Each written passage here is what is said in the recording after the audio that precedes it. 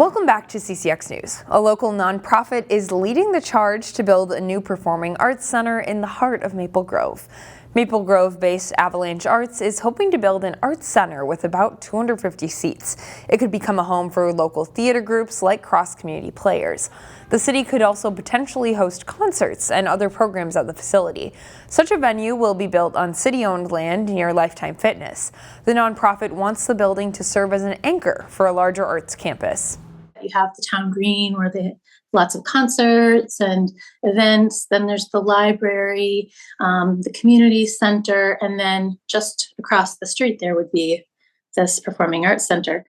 The city is drafting an agreement that could lead to a long-term lease for the property. That's expected to come before the Maple Grove Council in the next 2 months. The northwest suburbs are expected to get a lot bigger, according to new population estimates. Maple Grove is one of the main suburbs driving that projected growth. Maple Grove is projected to add nearly 20,000 people by the year 2050. I spoke with the Met Council and the city to learn what that means for the future. The Twin Cities Metro becomes more sprawling every year, and over the next 30 years, it's set to get even bigger. That's according to a study from the Metropolitan Council. The basis of any good planning is some understanding or some expectations about what's going to happen in the future. The Metro is set to grow by 650,000 people by 2050.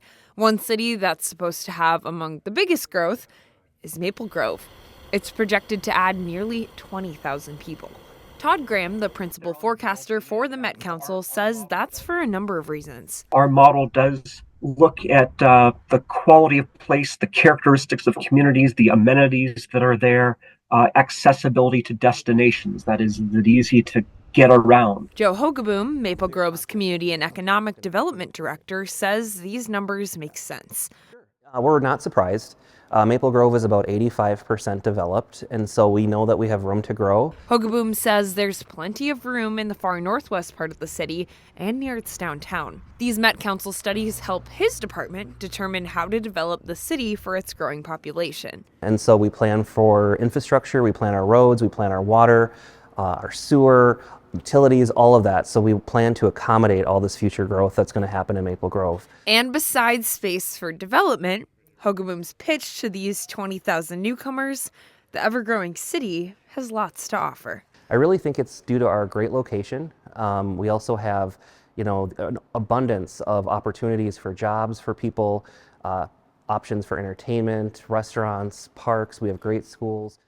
And here's a closer look at the projected population growth. We mentioned Maple Grove is expected to grow the most. Brooklyn Park would be next with an estimate of more than 17,000 additional people.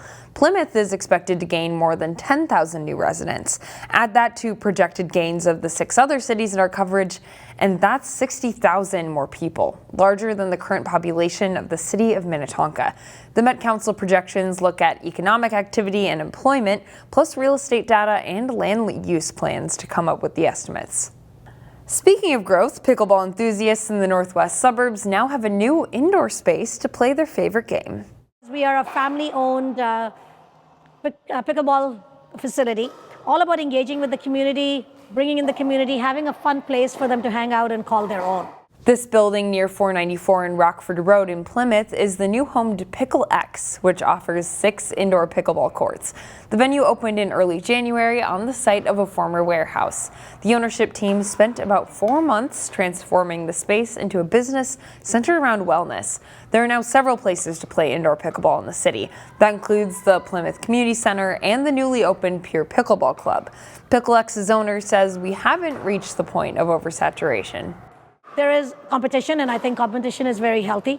There is demand for indoor pickleball, and a lot of it. There are other courts who are full.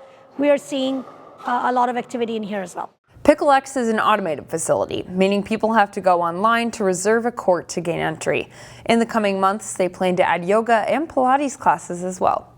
A principal in the Wayzata School District has been nominated for a prestigious honor.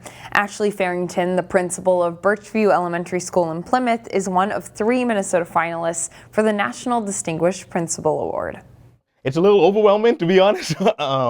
and still processing all the emotions because the spotlight is not something I'm looking for. But I am excited to spotlight our school and the good work that we do here. The award recognizes elementary and middle school principals who set high standards for instruction, student achievement, and character. Farrington had to be nominated and then go through an application process that includes a video.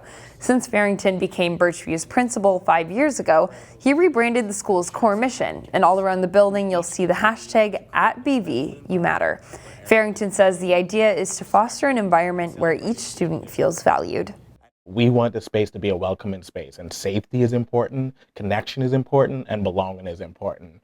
And so, yeah, that's our core beliefs, and we try to live that out each day. Are we perfect? No, but I think one of the things I'm most proud of with our staff is a group of people who are committed to getting better for our kids. The 3 finalists will be interviewed by a panel of principals from across Minnesota in May. That panel will then select the winner.